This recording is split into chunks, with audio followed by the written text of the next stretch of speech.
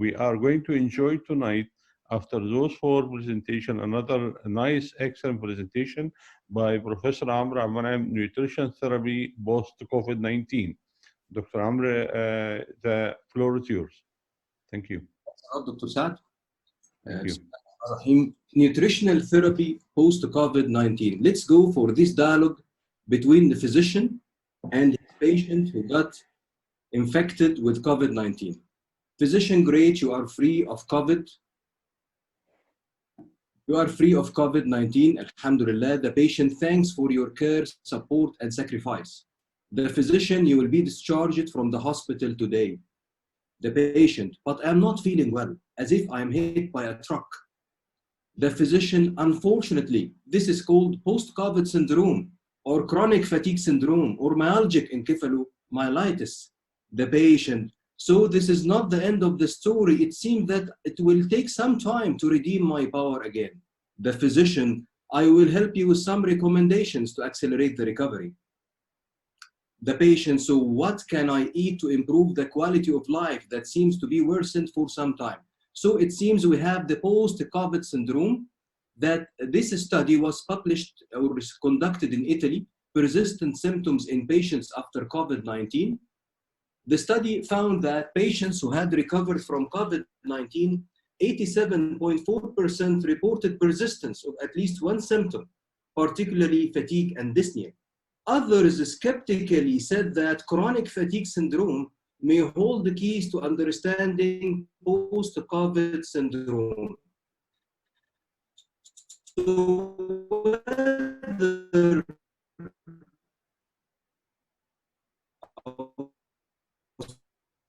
So what is the chronic fatigue syndrome? These patients, they all feel even struggling to shake or have difficulty in concentration. This condition is syndrome. Whether the persistence of symptoms post-fatigue is due to chronic fatigue syndrome or an entity that is called post-COVID syndrome, let's go flashback to explore this pathophysiology. Whenever the patient got infected with COVID-19, the catabolic phase ensues. This catabolic phase is the battle between the host cells and the microorganism. During this battle, in all intents and purposes, glucose will be the main metabolic fuel for all the cells. Glucose is previously equipped with oxygen, and always the glucose is the metabolic fuel preferred whenever there is an oxygen debt. That is it virtually seems to be the case in patients with COVID-19. As well as cells need amino acids. Immune cells need amino acids, and synthesis of positive acute phase proteins needs amino acids. And positive acute phase reactants are the main player to fight against the infection. And unfortunately, synthesis of positive acute phase reactants will be at the expense of negative acute phase reactants like albumin or transferrin. Positive acute phase reactants may include the well-known CRB, ferritin, lactoferrin, and others. Actually, ferritin and lactoferrin will help to deprive the virus from the micronutrients through which the virus thrive on them. Okay, now we need glucose. So there should be gluconeogenesis in the liver, synthesis of this glucose in the liver. The substrates for gluconeogenesis will be lactate, glycerol, alanine, and alanine will serve as a substrate for gluconeogenesis, and we need amino acids, alanine and glutamine, for this synthesis. So proteolysis is evident.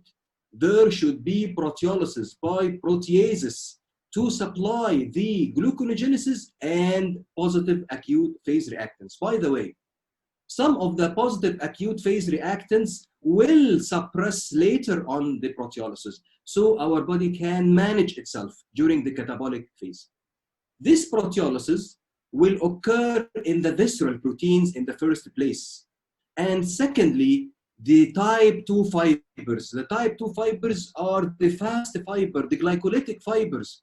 Whenever they are damaged, the patients will be fatigued. So sensing fatigue is due to the damage of the fast fibers or type 2 fibers.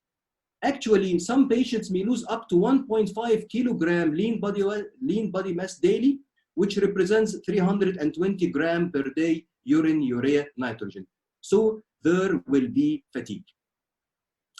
Actually, this catabolic phase is under control of counter-regulatory hormones, cortisol, catecholamines, and glucagon. Okay, and we have high insulin. Okay, this insulin should repress the proteolysis. Unfortunately, we have insulin resistance. The patient will be insulin resistant because of the cytokines that are secreted from the lymphocytes from the fibroblast or macrophages. The patient will have during the catabolic phase, there will be high growth hormone secretions. This growth hormone should be expected to suppress the proteolysis and to start the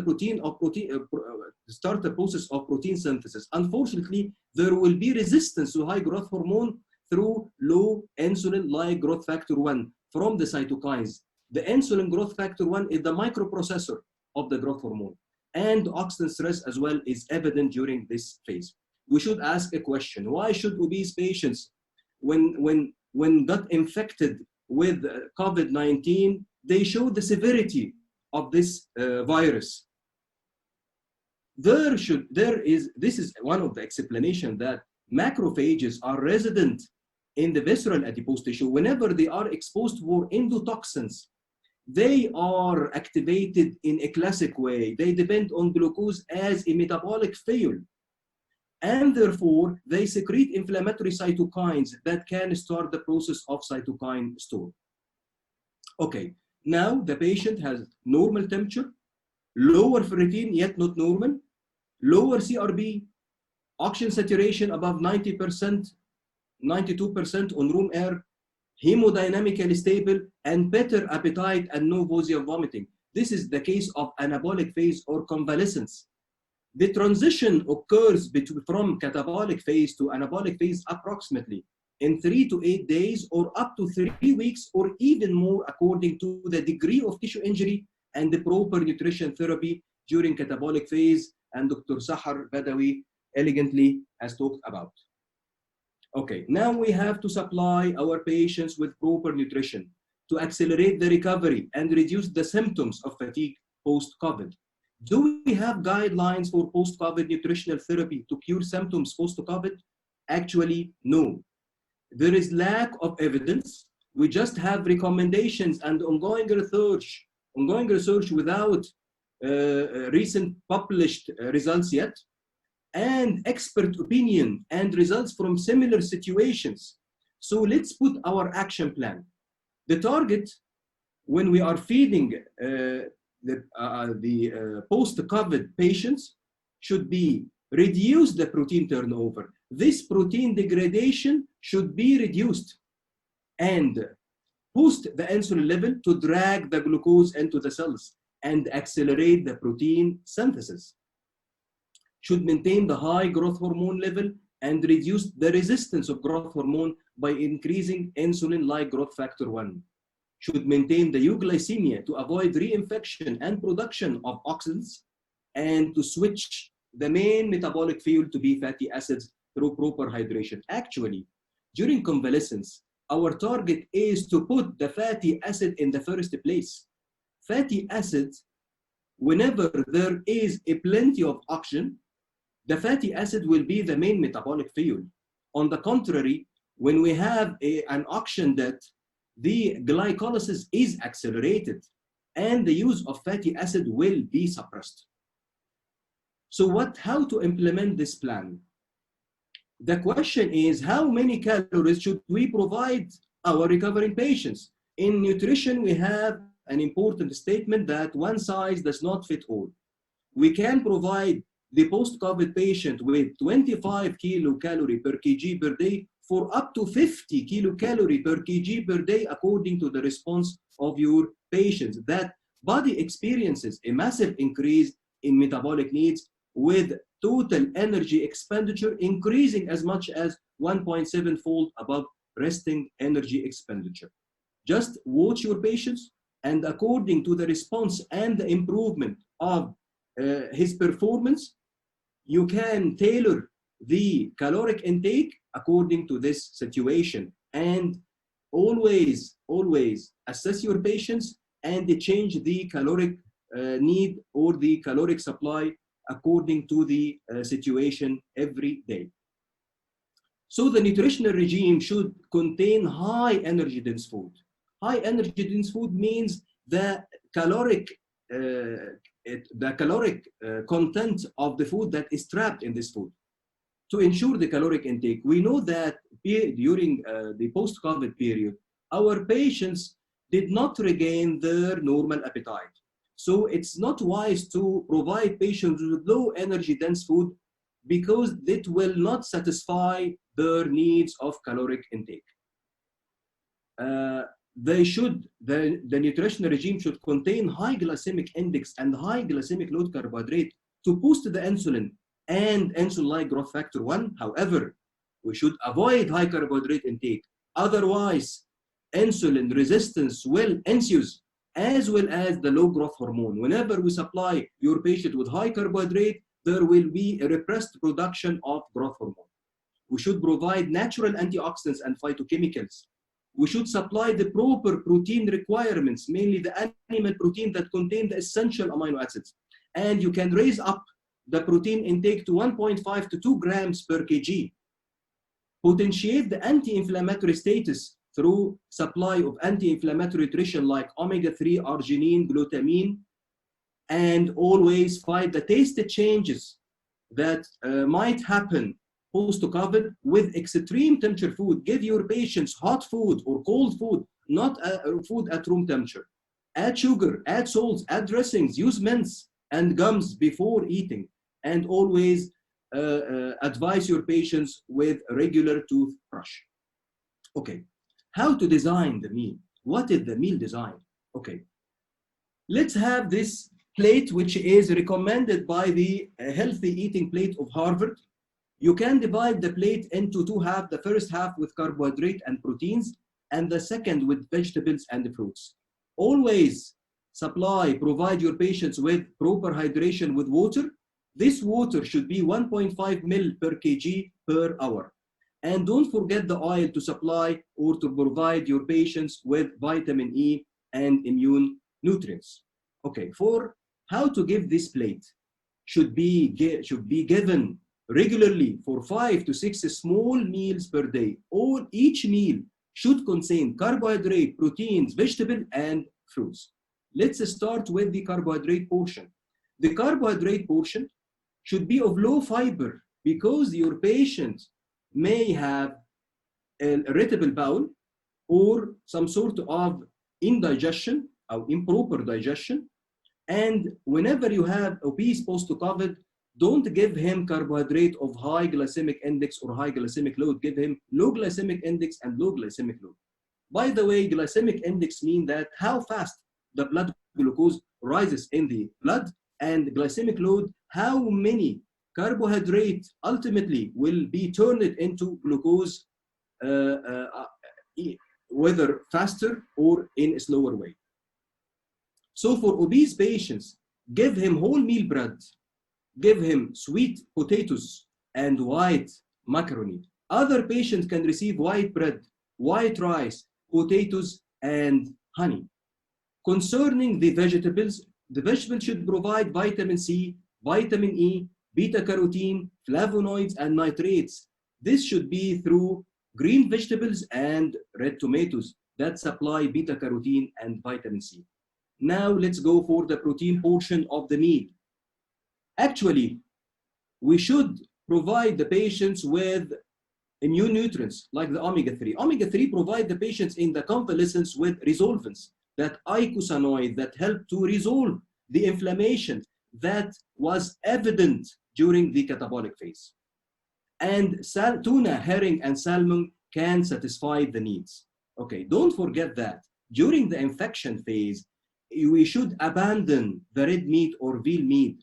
we should not provide the patient during the infection phase with iron. Iron will be used by the microorganism to thrive. Therefore, it's wise in the convalescence to re-provide the patients with the veal meat.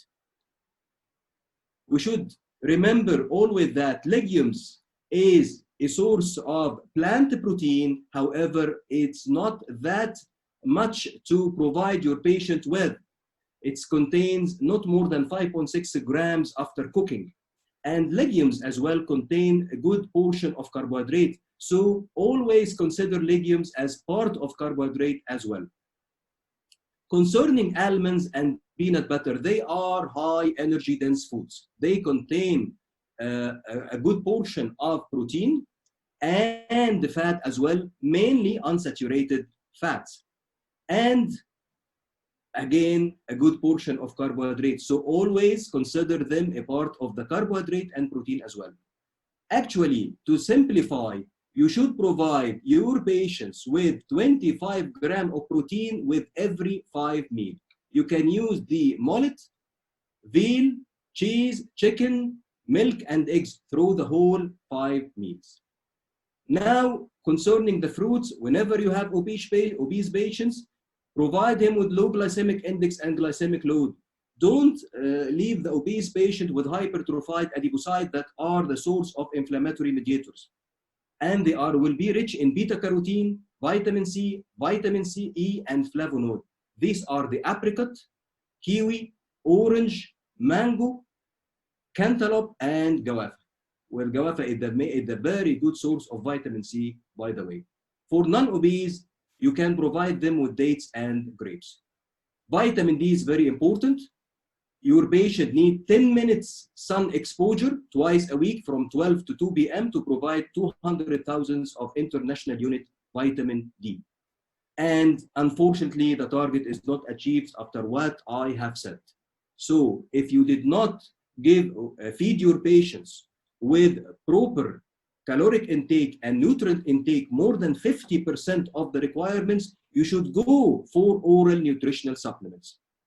They are high energy dense, they contain high protein, and whether moderate or low carbohydrates. So consider always oral nutritional supplements for post-COVID patients who cannot take their less than 50% of the intake per dish. Finally, exercise. Always remember that the post-COVID, they have post-exertional malaise. So don't push them rapidly to increase the process of exercise. Just advise them to walk for 5 minutes or 3 minutes or 10 minutes according to their tolerance. And later, they should know that exercise may protect against deadly complication through the production of the superoxide dismutase, and this superoxide dismutase will bring the process of oxidation to a halt. Finally, this is my home message. The post-COVID syndrome or chronic fatigue syndrome are synonymous for the same presentation after getting an aggressive infection from coronavirus. Proteolysis during catabolic phase is a process that provides the body with positive acute phase reactants to fight the infection. Complete protein should be a common portion at all meals provided for the patient. Oral supplemental nutrition should be provided for patients when they cannot be fed with full caloric intake. And always consider the immune nutrients and vitamin D at your nutritional plan for patient post-COVID. I'm very much obliged. Thank you. Thank you much, Prof. Amr. That is very nice lecture and presentation, and I will leave the floor to you because there is some, I believe there is some question from, one question from Dr. Shireen Amr. Thank you, Dr. Dina, for the great information. I'm family physician. I would like to ask about the fluid balance that should be done pre-intubation and intubation phase for COVID case in general and specific for geriatric case. And thank you. Can I hear that? Yeah, the question is for Dr. Dina. Yes. Fluid balance for COVID patient before and after intubation. Do you hear me? Yes. Now I heard. At first I couldn't hear. Okay, sorry about that. Okay. So she's asking about the fluid Yes. balance. Yes. Okay. I hear the question. Thank you. Well, usually, before, usually in patients that